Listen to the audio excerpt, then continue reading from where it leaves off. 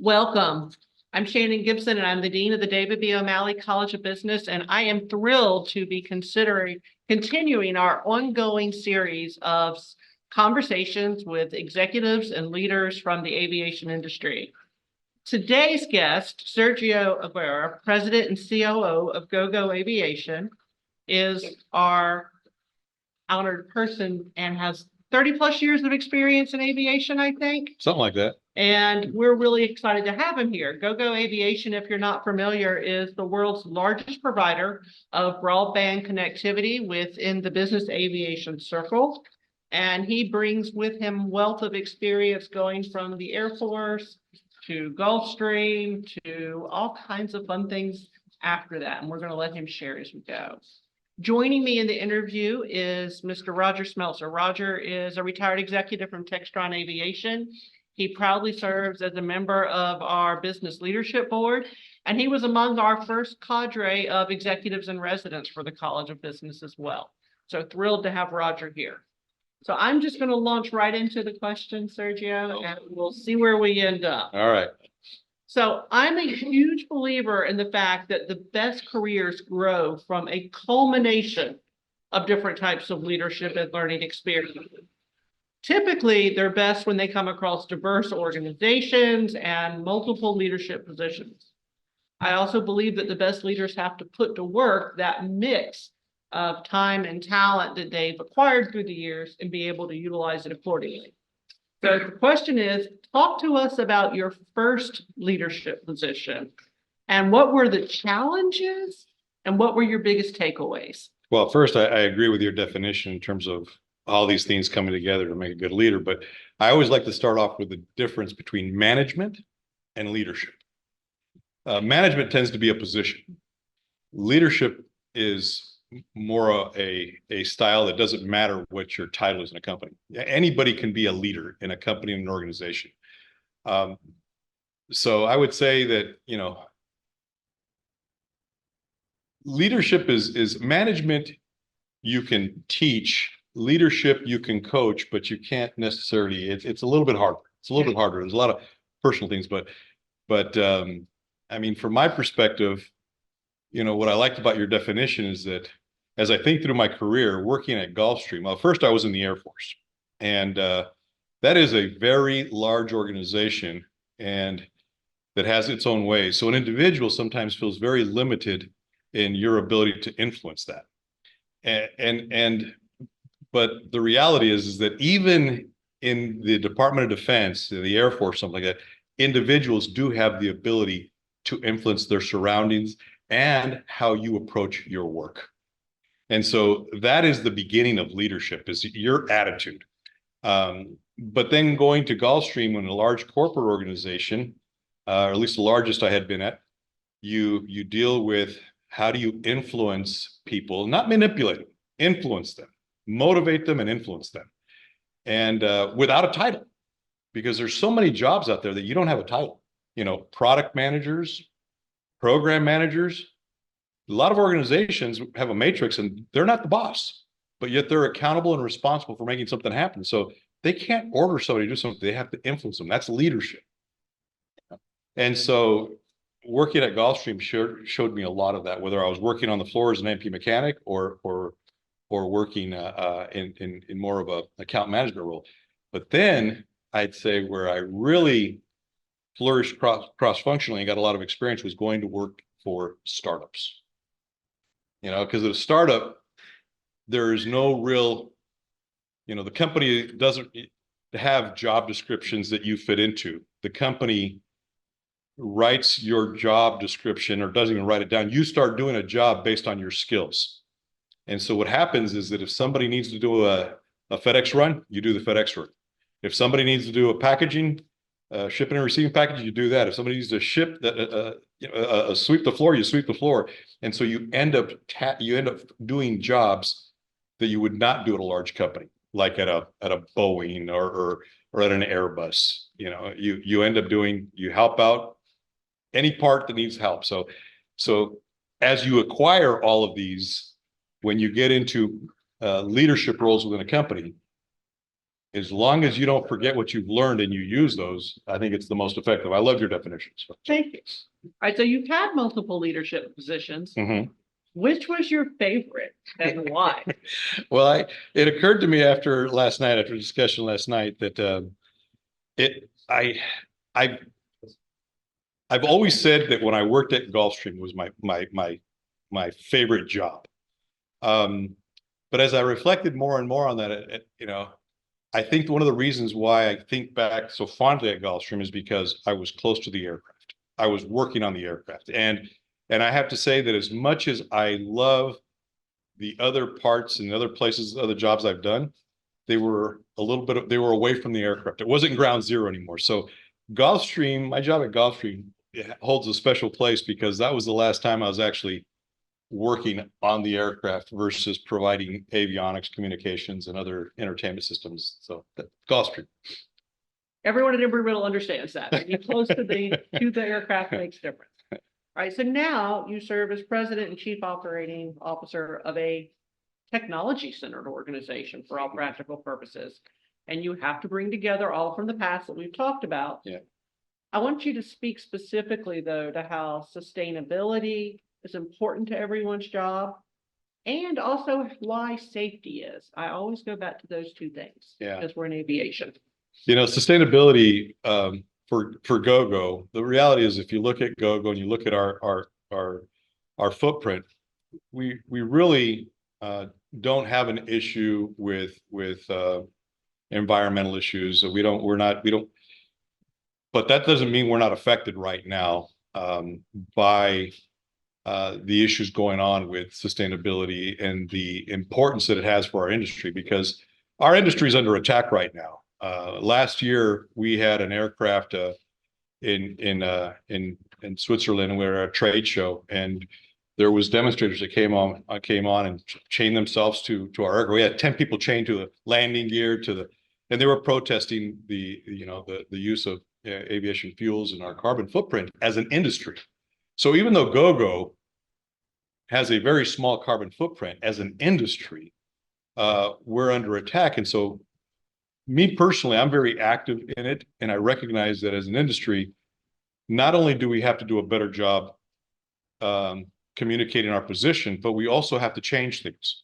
It's not just no, we're okay. But it also, we need to tell the world what is it, that we do well, what are the benefits of it, but also change. And those changes have to do with, making sure that we minimize our carbon footprint with alternative fuels, with some of the technologies. So even though Gogo is not impacted directly as an industry, we are very much impacted. And right now, general aviation is at biggest threat because we still use, even though it's low, we still use leaded fuel. And people, they don't consider the fact that, the air ambulance, the first responders, the charities, and all of that is general aviation. And so we need to communicate that to people and talk about the positive impact we have on jobs, on the economy, but equally hard work at minimizing our carbon footprint. It's part of the future, So I don't know if that answers your question. It does. How about safety at your company?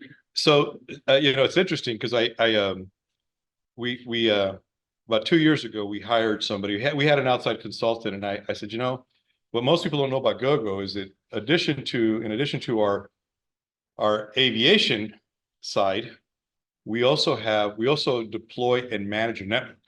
And that means that all these cell towers you see, well, we have about 250 of those across the United States and Canada to provide our cellular network in the United States. And most of ours are in remote areas. So we have Gogo people that are literally going up into the mountains to work on these, to deploy these, to fix them. Or when you have hurricanes down here, we have first responders that come in when everything is still shut down to make sure that we have adequate coverage. And so our people are confronted with wildlife, storms, falls from the tower. And so that's why I said, no, I don't want an outside group. I want a Gogo responsible person for both for safety and for regulatory things. And she just gave me a briefing last week on all the safety issues. And I'm happy to say that you know, even before she came on board, we have a very, very strong safety culture. And the group that has the best safety record are the guys and gals running up and down those towers up in the mountains. Our biggest issue right now is paper cuts and slips from the ice.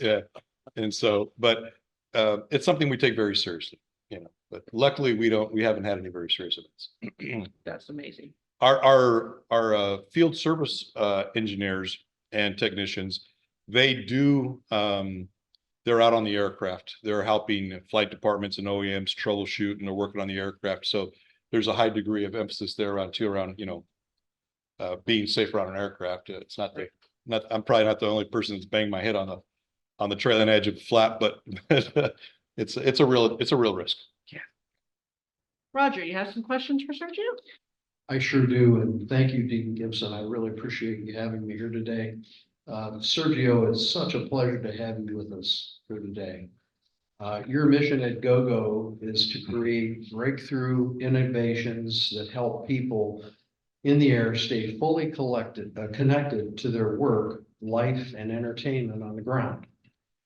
So how awesome is that to be on the cutting edge of technology, especially in business aviation? It's just amazing. Yeah. It's just remarkable to think that we can fly a business aviation aircraft at 35,000 feet and have so many events happening at one time, like Zoom calls, video games, phone calls, movies, etc. And with multiple users traveling at high speeds, all thanks to Gogo Advance and 5G technologies. Do you have any comments you'd like to add to that? It's amazing how it's changed. I mean, when I started working in communication, aviation communication, it really was about work and productivity. That's it. And when people talked about it, and actually at first it was just a phone call. It was just really just staying in touch with the ground. And then with the onset of higher speeds, we were able to do email and it was always just about that. But now communication is it's not about work. It really, like you said, it's about, you know, life, entertainment, staying connected. And it's also about more efficient and more and safer operation of the aircraft in flight.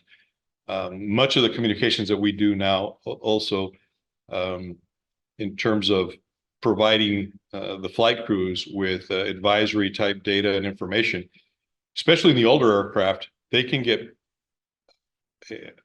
more accurate, more reliable, and more current weather information from the internet than they can from some of the older narrowband systems that are in the aircraft. So it's quite important. And it's interesting because we do get a lot of feedback from different things that people use the internet for, and it does touch people's lives and make it better. And it's simple things like, I had one executive tell me, she says, I love your system because now when I'm on the road, I can call my kids at home and say goodnight. That's not something we thought about when we were thinking about technology, but it's how it impacts people's life. I had another individual who told me that they're passionate flyers. He's an individual who owns his own aircraft. He's a very successful businessman, and he spoke so passionately about our product that I'm like, man, I want to hire this guy for our marketing organization.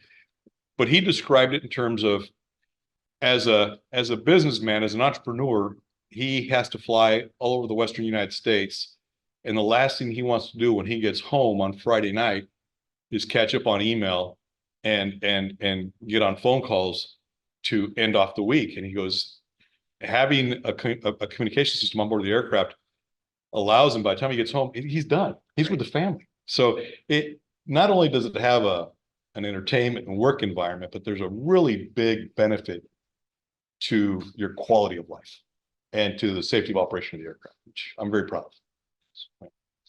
I think what amazes me is that there's so many users that can be using the system at once. and being so effective and so efficient. Not just the cockpit, but the executives in the back. Yeah, and I will say that you know that's one of the reasons why we've continued to invest. I mean, over the past 2.5 years, and counting what we're going to invest this year, Gogo will invest about $300 million in that 5G technology and on the new technologies coming out, which is, you know, the low Earth orbit satellites and electronically steered antennas. And you know, so it's a tremendous investment, because no matter what you do, you cannot you applications and user profiles and the internet continues to demand more and more throughput. I'll give you an example. You know, all the background services that Google and Apple do for, you know, for whether it's you know, positioning or whatever it is on your phone. When that started, we noticed that it was using 1/3 of the capacity in the aircraft. 1/3. That's 1/3 of the capacity that customers didn't even know was being used. And then when you start getting into cloud-based storage, and you decide you want to sync your computer to this cloud base and upload all those files, that's all happening in the background you don't know about. So if a company wants to be successful in in-flight connectivity, you have to continue to invest. And that's why, like I said, we've invested about $300 million by the end of this year in both the satellite and 5G technology for the ground. Well, thank you very much for that. Let's talk about the fast changing technology that we're all experiencing. There's a lot of conversation regarding the Wi-Fi technology with concerns about cost, performance, obsolescence. How does Gogo prepare and attempt to keep up with it? Yeah, well, kind of like what I was talking to, but I'll give you an example. I mean, that investment that I'm referring to is really one of the ways. So we've done two things. I would say from an aircraft technology standpoint, what we did back in about 2017 is we decided so I know that you've probably seen this now, though, you know, that now that you're been involved in aviation, is that aviation is usually about 7 to 10 years behind technology. And a lot of that is for good reason. We want to use technology that's very stable, especially when you're talking about flight critical issues. You know, internet's not that, right? So there were two things going on. One is that in business aviation and even in commercial aviation, typically way technology was deployed was you would build a radio to communicate on certain frequencies. You'd get that installed in the aircraft, and when something else new came out, you had to take that system out. You had to remove that hardware, change the wiring, change the antennas, and it was a brand new system. And we thought first thing we wanted to do is kind of is stop that and put something in the aircraft that would allow us to add technology without having to do a complete rip and replace. And so we came up with a software hardware platform that has been very successful. We call it the Advanced platform, but at the end of the day, it's a software-based system that allows us to do just that. So when a customer, a Gogo customer, decides they want to add 5G, they don't have to replace boxes. They don't have to put in new wiring. It's a software grade. We have to put new antennas because there's new frequencies allocated to that, but it's less disruptive. So you go from a 4-week downtime to a 3-day to a week downtime, which means real cost in the installation savings. Plus, people don't buy airplanes for them to sit on the ground. So that's from an architecture standpoint. We did that in 2017 and we've been progressive for that. And so we build everything on this Advanced platform. But the other thing is really what I think is going to solve the problem in a very positive way is having systems that have capacity, that have a lot longer legs in terms of usefulness, in terms of bandwidth and capacity. So 5G and low Earth orbiting satellites, I believe, do that. They both provide you a much greater capacity into the aircraft at a much lower bit cost or megabyte cost. And so that allows people to actually do a lot more for either the same or a lower cost. It's very similar. What's going on in aviation right now is very similar to when laptops first came out. Processing power was doubling, constantly doubling. You went from 880 computer to a 180, what was it? 286 or 186, 286, 486, and then a Pentium chip. Well, every time you went and bought one, it was about the same price as the older one, but you're getting a lot more capacity. That's at the phase that airborne communication is right now. And then what you'll start to see once we get these LEO networks deployed and operational and 5G out there, then you'll start seeing the upgrade costs go down. You'll see data consumption going up, but the cost going down in real terms, both not at just the megabyte level, but at the monthly cost to the flight department as well. So it's very exciting. Right now, LEO technologies, everybody's heard of Starlink, but there's another network out there that we use called OneWeb, which was actually the first one. And then Amazon's launching another one. So there's going to be so much capacity for ground-based and aviation. But those satellites now have this. I'm going to geek out on you a little bit here. A geosynchronous satellite, which is what aviation has always used for the past 20 some odd years, is a satellite that cost about between $2 and $5 billion. They launched 3 satellites to cover the whole world. And those satellites stay up from anywhere from 15 to 20 years. LEO technology has a life, satellites have a life about 5 to 7. I think they might get 10 years out of it once they figure out fuel burn, but let's call it 7 years right now. So it means that those satellites are going to be replaced every 5 to 7 years, which means they're not going to have to wait 20 years for new technology. And so satellite technology will continue to improve and the efficiencies will continue to improve. The same way with the antenna. These electrically steered antennas they have no movable parts, which for an aircraft is great.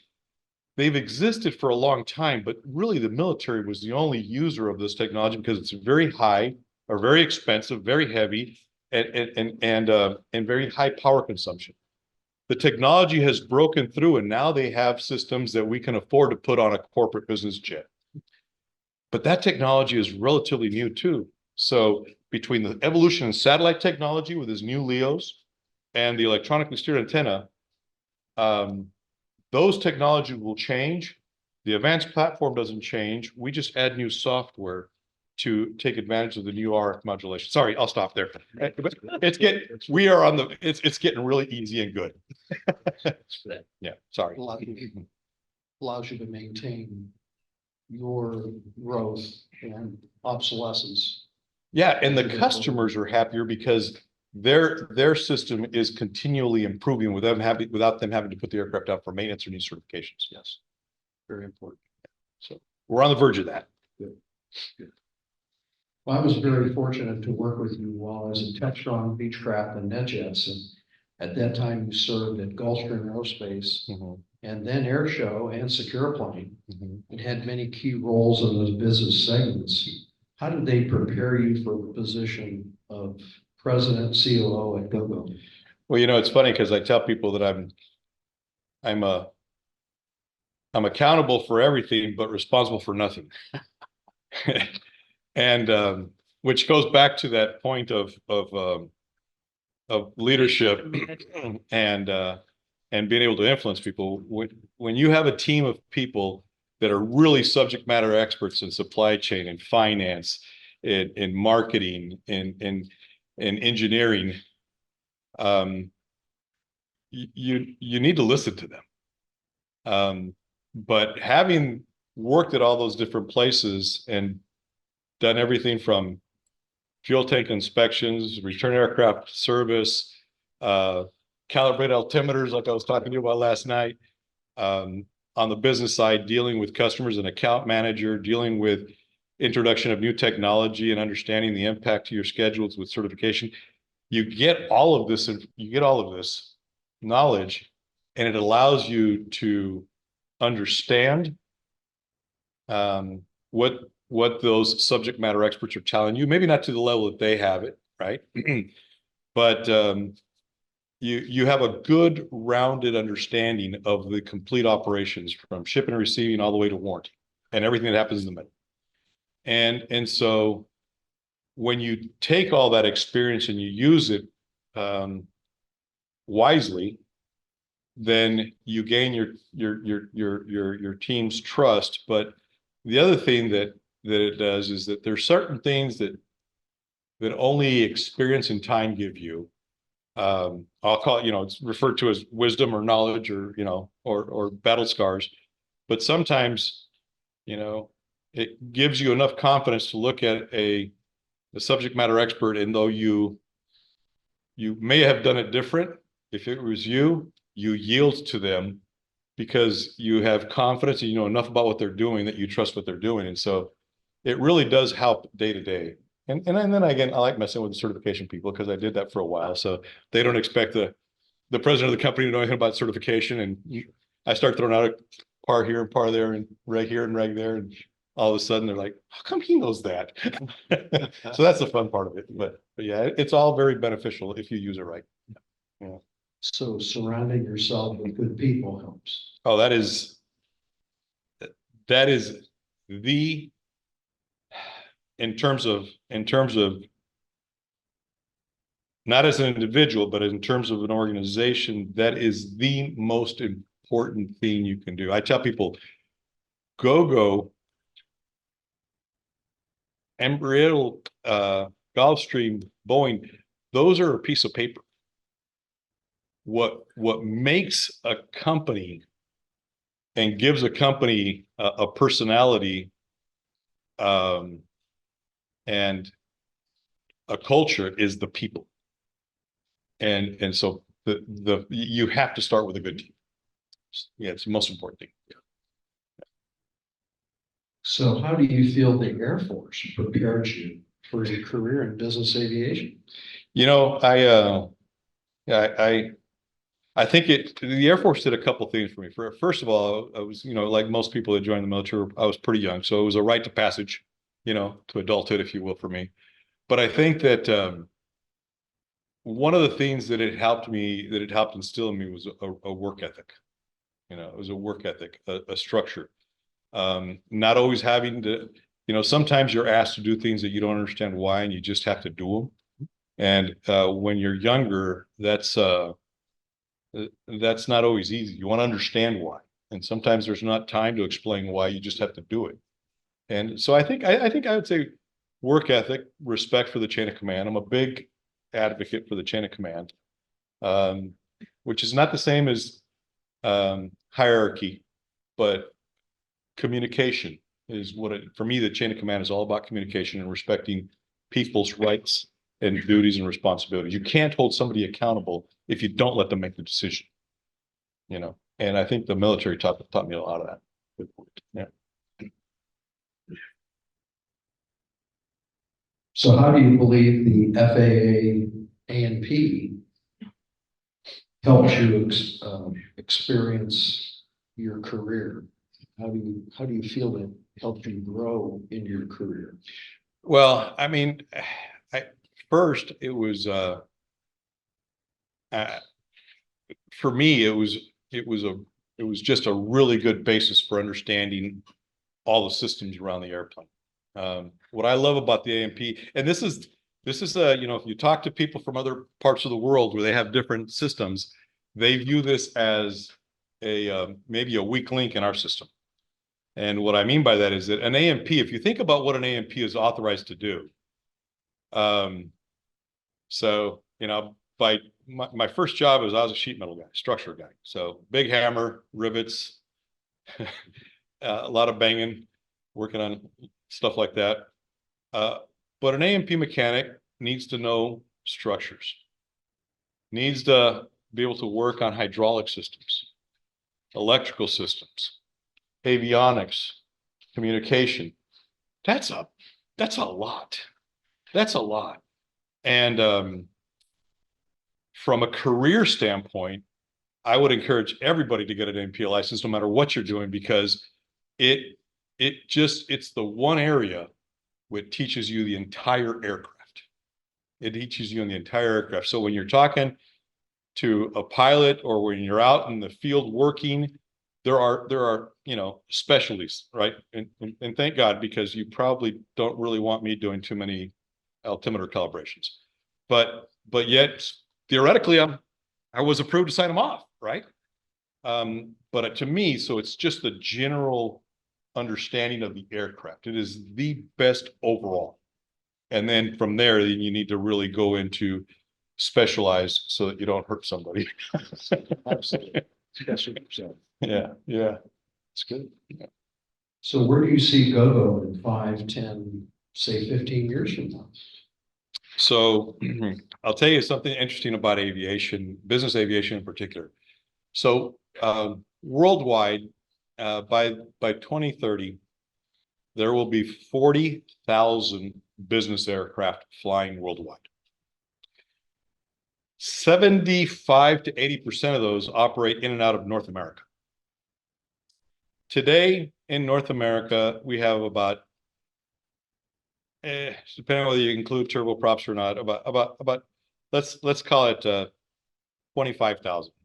You know, of those 25,000 aircraft, only one third have a broadband system on board. Worldwide, only about 10 to 15% aircraft have a broadband solution. Now, many of the aircraft have communication systems on there, but they're communication systems that have that are literally measured in kilobits, not megabytes, in terms of capacity. So we have this goal of capturing 50% of all of those aircraft worldwide. And one of the things that we've done is satellite technology has usually been reserved for only the largest, most expensive transatlantic, transpacific aircraft.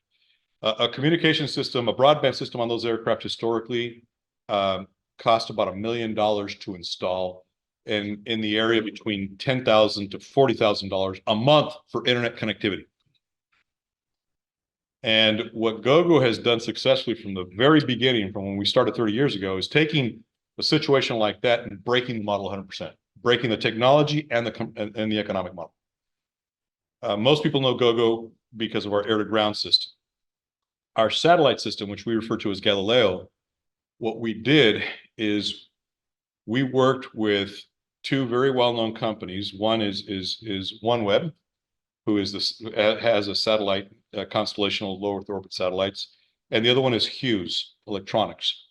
And we did something very different. So typically, when you design a communication system for an aircraft, you go to the network and you ask them for their specifications, and then you design your antenna and your radio around those specifications. I said, we're not going to do that again, because every time you do that, you end up with something the size of a very large desk weighing hundreds of pounds, which uses a lot of power. So I said, no.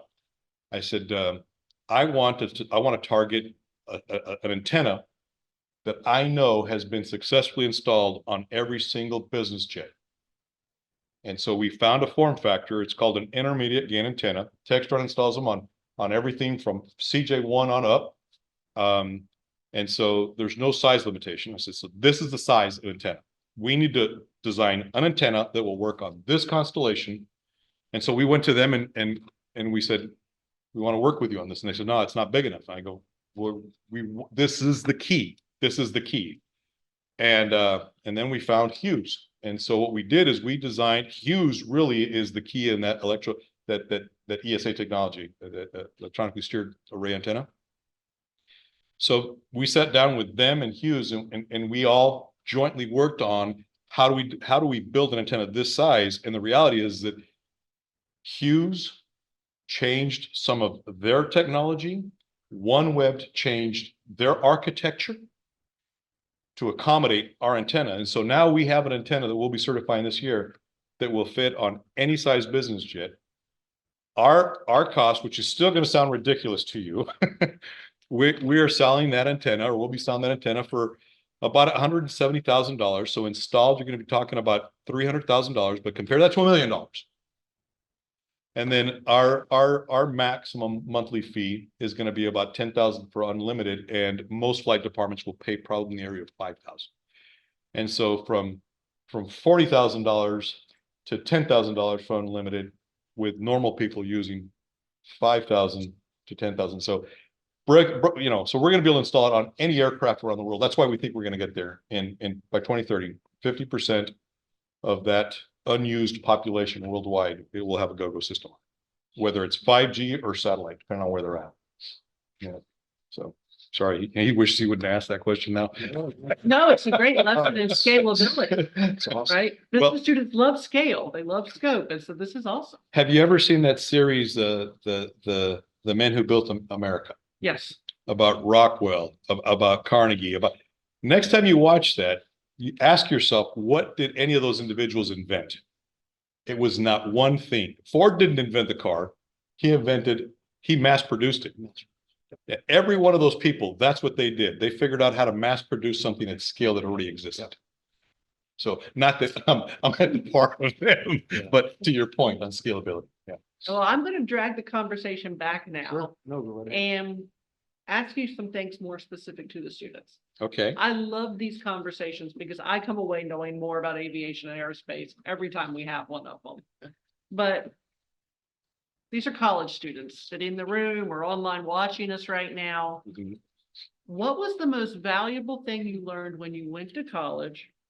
And then what wasn't taught that you wish had been? So,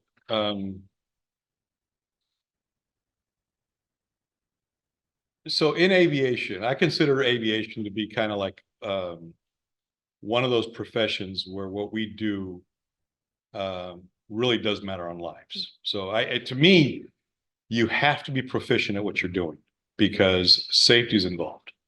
People's lives are in your hands. And so I put it up there in terms of the seriousness of our jobs as that of a brain surgeon or doctor, because lives are at stake. So I say that as it so proficiency is table stakes. But I think that the two things that are not either taught at school or that are extremely valuable and essential are two things, and they're quite simple. From a leadership standpoint, I would say the most important thing, and I don't know that you can teach this in a college setting, but I'll get to that in just a second, is humility. Humility is the most important quality in a leader because you have to be humble enough to know that there are smarter people in the room that you have to yield to. And that is really hard to do when you're convinced you're right and they're wrong. But you have to ask yourself, these are three people that are arguing against me that are very intelligent. And am I really smarter than these three people? See, it takes humility to yield to that. It takes humility. I used to think that Steve Jobs was an arrogant man until I found out that he went and hired somebody to teach him how to build a store. He literally he hired an executive from a store before he created the Apple Store to walk him through malls and showing how do you set up stores. And I thought to myself, see, I don't think I would have been that humble. I think I've been to plenty of malls. I know how to store. I could set up a store. But he had, as arrogant as he may have been perceived, as strong-willed as he was, he had enough humility to say, I don't know. There is an art to how do you set up a store and how you do this, right? And so humility, I think, is one. The other thing, and people at work know this, I have something written on my board, on my whiteboard, and I write it in my notebook for every day entry. I start off by saying, I am going to be positive, constructive, humble, and happy. So what is not taught is this attitude of your ability to view things in a positive light and be proactive. So most of the time when a problem arises, we all go negative. And we start to come up with everything that's going to go wrong, and everybody starts going down that rabbit hole. but something that's not taught in school, and I don't know that it can, but to be aware of it as a student, to be aware of it as an individual, that to take a step back and just ask the question different. Instead of saying, why can't we do something? Ask yourself, how can we do something? And when you get people talking about how something could be possible, you will see a change both in your thinking and in your attitude. You will become a more positive person, because so many times there is a viable solution. There's not always a viable solution, but so to me, you know, having a positive attitude and having a willing spirit to do whatever job there is I think are key. And so you couple that, and that'll be the difference between when you go into the workforce, there will be plenty of other smart people there, but not all of them, and very few of them take this attitude of, yeah, send me, I can do it, or let me figure out how to do it. So having a positive, constructive attitude in a work environment. So what advice would you give your younger self then? Shut up and listen more.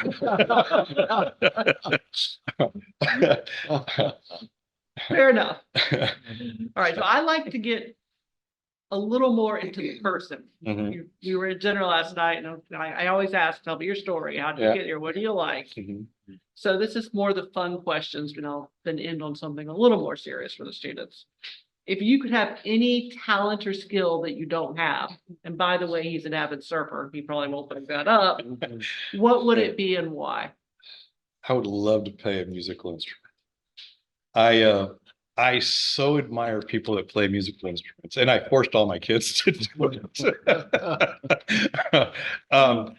But there's something about music to me that is just have you ever been in a bad mood and you put on the radio or a CD or whatever, your Apple, and by the time you get to wherever you're going, the song's got you in a happy mood? It is just such a great thing. Yep. So I would love to play an instrument. I would too. I'm right there with you. Yeah. I agree. So what's your favorite pastime? What do you do for fun? Well, even though I live in Colorado, I spend most of my time either in the mountains or on the beach, because I raised my kids in California. So I typically will walk anywhere from I'd say 4 to 10 miles on the weekend on the beach. Yeah. It's a really good time. I like to go early in the morning, take my dog before the game wardens and all the park rangers show up. I let my dog run on the beach. So I'm a rule breaker too. You just said the magic word in my world. So what type of dog do you have? I have an Australian Shepherd. It's my 4th one. I love them. Her name's Montana. Okay. She's a big bone girl. I like her a lot. Yeah, she's my puppy. So if you in Montana could have dinner with anyone, past, present, who would the two of you have dinner with? I have an aviation and a non-aviation answer for that. I said my non-aviation answer is my grandfather. My mother is the youngest of 14. She was born in Central America, Nicaragua. And I'm the youngest of 10. So she never met her grandfather or her father. Her father died when she was very, very young. He was born in the late 1800s. Oh, wow. This is my grandfather.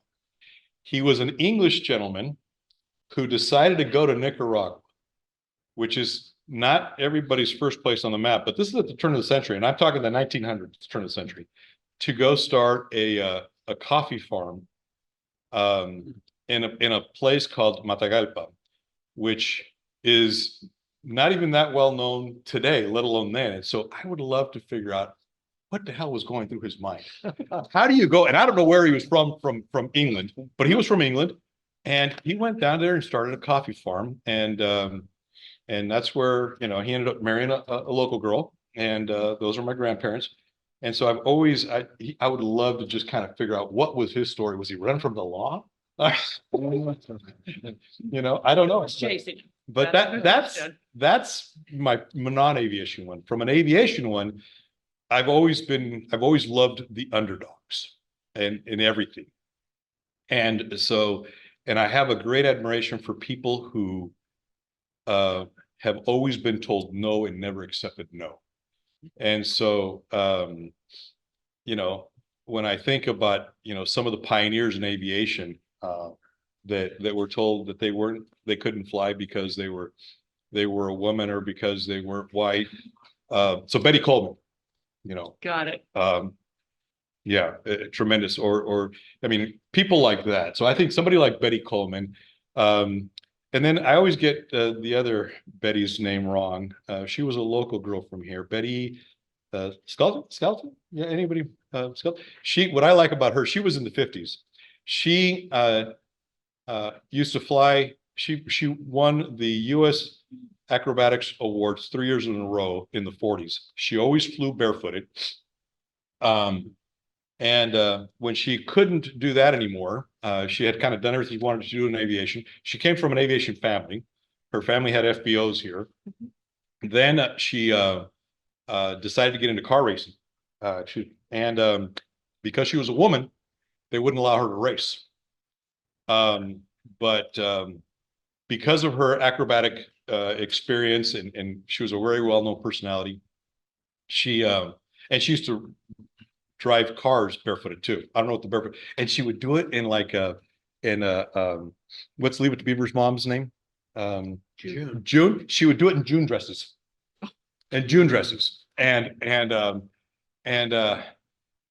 she wanted to race cars, and they wouldn't let her race cars. So you know what she did? She broke the speed record to just prove that she could do it. And she ended up becoming an executive, a marketing executive for GE and for Ford. And she was the pace car driver. And so, but just, you know, people like that just, you can tell them no all you want. They're just going to still do what they feel is right. And so I love those type of stories. So we've got a big quote on the wall upstairs. It's Amelia Earhart. It says, never stop someone from doing what you said couldn't be done. Yeah. It's that same sort of mentality. And I love that as well. So liking an underdog, there's so many good causes, and many of us are very fortunate in this world. I count all of us in this panel in that group. Do you and your family have a favorite charity? We do. My wife and I we're very active, and we volunteer. I do probably about I don't know, 7 to 10 hours a week where I volunteer. My wife does it, you know, something like 50 hours a week, and we focus in on Bible education, and we teach people the Bible. And to me, that is it's the charity that we're most involved with, because I think that, and I'm a big proponent, not of, I heard a quote from, I think it was, I can't remember his name right now, but he was a very successful man, and they were asking him, like, what advice do you give people? And he goes, pick a moral compass. I don't care what religion it is, but pick something. And he goes, because when you have a moral compass, regardless of what religion it might be, or what it is that drives your moral compass, it gives you an anchor so that you make decisions and you have standards based on that belief versus the influences that you're going to get from others. And in business, that's proven very, very important to me, because when you get into the business environment,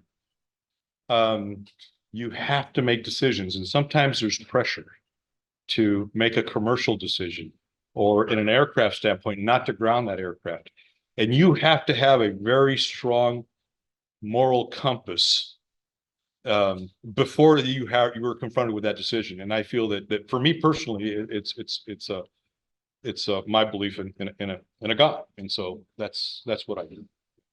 My last question is, what's your best advice? And that sounds like amazing advice. So I'm going to, since we have a few seconds, find out if any of the students in the audience have questions. So do I have any audience questions? Yes, sir. So my name is Rafael. I'm a student here at Aeronautics and Finance. And since we're here today at this trading, like, you know, environment. Uh-huh. I would like to ask you, I know Gogo Business Aviation is a public company in the NASDAQ. Yep. And since we're talking about pressures and making decisions, Mhm. I wanted to ask you, how do you deal with being a public company where analysts at Wall Street are always constantly putting pressure on you to grow and expand and, post those incredible revenues? How do you manage to handle that? And my second question is, are you guys planning to expand into more innovative ideas like eVTOLs or hypersonic fly into the future so you guys can prove Wall Street people that you guys can do it? Yeah. So I'll first tell you that I hate being a public company. And we're at the point in time in our company that where we really don't need to be a public company. And so I would love to see Gogo come off of the exchange. And the reason we don't need to be a public company, I mean, being a public company is a very it's a very useful tool, and when it's used correctly. And here's an example of how becoming a public company is the right choice. When you have an idea, or you have access to technology that requires a greater level of investment than you have access to capital to, then you can go out to the markets and say, here's my idea, please invest in it. And that's how you generate this additional money to fund those projects. So there is a very legitimate role for a public company. Gogo, those $300 million that we just invested, we self-funded that. We don't need access to the capital markets. We did in the past, but we don't today. But part of the agreement I have with my boss is that he is responsible for the board of directors and for the street, which include the analysts. And I take care of the business operations and the business aviation, our marketplace, if you will. So thankfully, I don't have to be involved directly with it, but I can tell you this, that we are very fortunate. The two largest owners of equity in our company is like 60% of our company is owned by two firms, and they're family-owned firms or private-owned firms, and they have a tremendous, like one of my boss has owned 30% of the company for 27 years. So he's not a quick turn and burn type guy. And so he's had he has seen the growth. He understands the roadmap. And so he's very comfortable with not yielding to the pressures of quarter to quarter earnings.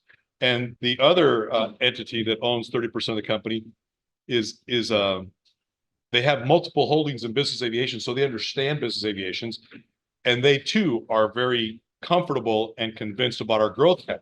And so what they do to the analysts, or with the analysts, is they really try to educate them on that. And what we try to do is really tell them where, we give them a 5-year projection of revenue, EBITDA, units online, and all the other key metrics. And we explain it to them, and we spend a lot of time with them. And so that allows us to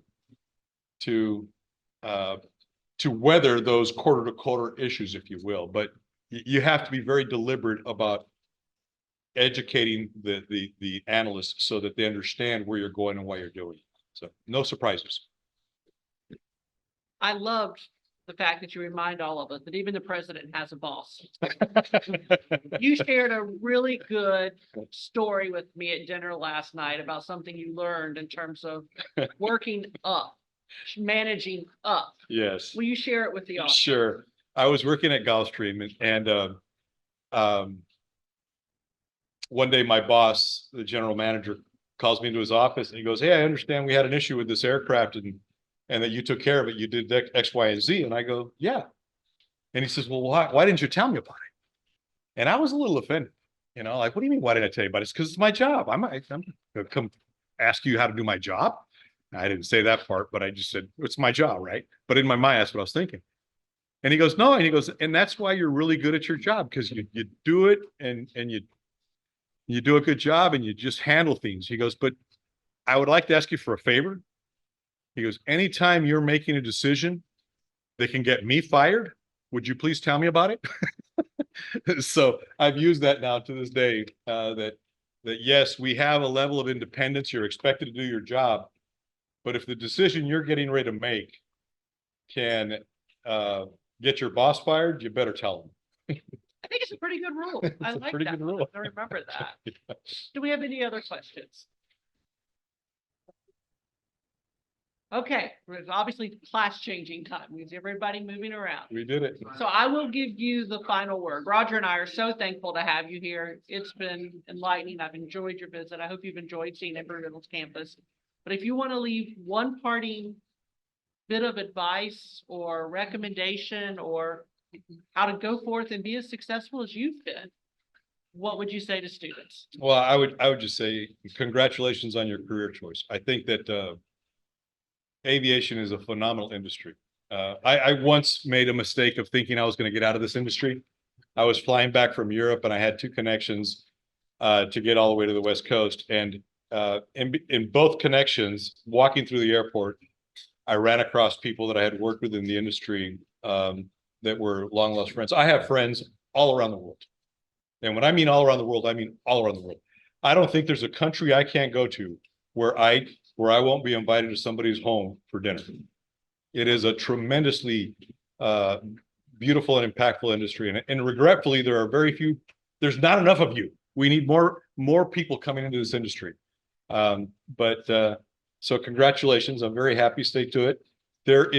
I was so happy to meet Rafael, who is in finance, because the one thing I tell people is that at Gogo, we don't just have pilots and A&Ps. We've got software engineers, we've got finance people, we've got logistics people.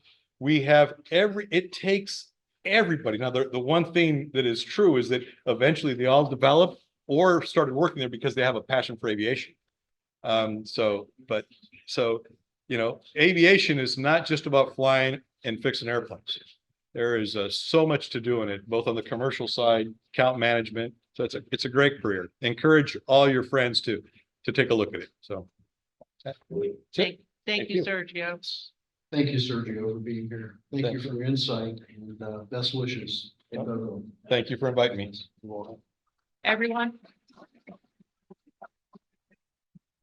please join us tomorrow as we continue our Business of Flight Week. Our presentation next week, tomorrow, will actually include multiple members of the National Aviation Finance Association. So interested in the business side of aviation, come back right here. We'll see you then. Have a great day. Thank you.